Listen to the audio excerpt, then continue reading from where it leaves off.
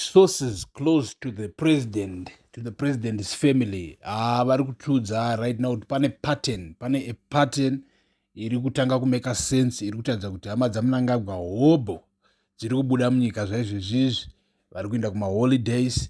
And the most funny thing in this pattern is that vari kuenda kunyika 2 chete. Vamwe vari kubuda vachienda kuchina, vamwe vari kubuda vachienda kudubai. And vari kutaura kuti pane vazukuru vakati wandei chaizvo vaMnangagwa nevana vevana vake. Right. So right now muri yeZimbabwe muri kufanira kunzwisisa it's the political situation iri kukonzeresa kuti zvinhu zvakadai so, news dzakadai so dziwanikwe dzichitenderera. And it's because of the political situation iri muZimbabwe. So according to our sources from the inside, vari kutivo what's happening ndechekuti vana Mnangagwa vari kuita macalculations vachionera kuti alright, okay, apa pane zvatiri kuda kuita chicape 3 because mufanira kunzwisisa kuti the most dangerous part yecape 3 wasn't kuripasisa through the cabinet maministers etc. The most dangerous thing with cape 3 it's signing it into law. So zviri kunzi Mnangagwa is not taking that risk yekuti pagone kuitika chinoitika achipa like vanenge achifunga kuti they are fighting against him yavanoti leverage. Right. Mune Zimbabwe politics is a dead game. Mufanira kunzwisisa kuti at its core politics can get dead real quick. Anditi. So mukomana anenge right chechitika right now ndechoti mukomana anenge akatarisa anditi vachionera kuti okay inonzi leverage in politics. Since politics teams that they can get dirty, kureva kuti hama dzako iwewe pano munhu anogona kushandisa hama dzako as leverage, kureva kuti unogona kuvharira muzukuru wako pakona and then okuudza kuti ita so or otherwise. Do you understand that part? It happens in politics, especially in dirty politics dzinombowanikwa toxic politics dzinombowanikwa dzichiitika muZimbabwe. Politics dzoti unongoona mwana achisungwa vachiabductwa kana kuti ronzwa kuti kwanzi ninge wakazopfuudzwa nenzira isinganzwisisiki etc. Handiti from both sides, ZANU-PF and from the opposition, we don't want toxic politics.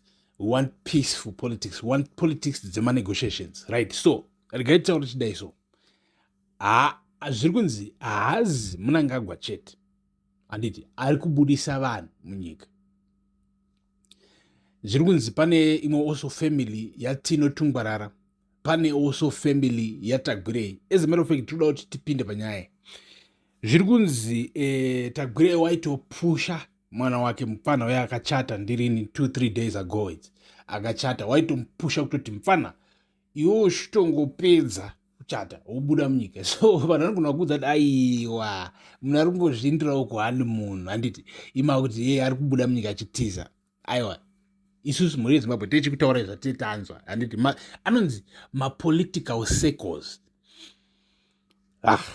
Muri yeZimbabwe musadzvengwa neinformation. Ndoti ndibata apa inzwai choitika nechekudai so unoona kana muchitaura politics uchisvika nepolitics kuvanhu sezvandoita ini Supergalo ndichisvika nepolitics kuvanhu sezvandiri kuita izvi, then vari mukati mepolitics vasingasviki kuvanhu sezvandoita ini vanotanga kuuya kwandiri handiti nonzwa kana kafoni kanzirira kana kuti muinbox wangu uri kuita sei iwe ndiri kuda kuudza chii chiri kuitika panapa zvinhu zviri kufamba so handiti ndinoda kutoudzwa paipai kuti havada so vanatagwirei konzi right kuona mangwana chiri kuzoitika uchaona mangwana ninge anodai so handiti iwe ubva kuti alright bo mangwana uona zvinhu zvezvadi zvaitika ubva waza kuti it is political insider randabata handiti. So mapolitical insiders anongouya ega vanenge achitipa news kuti udza vanhu zvakati because mapolitical insiders it's more like patriotic Zimbabweans. Vanhu vanoona zvavanoona sometimes zvoanetsa kuti iwe zvakadai so zviri kuitika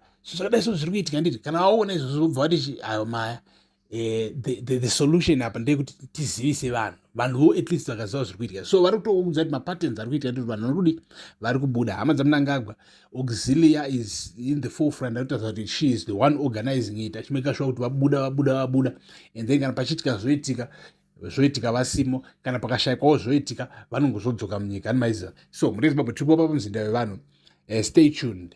Peace.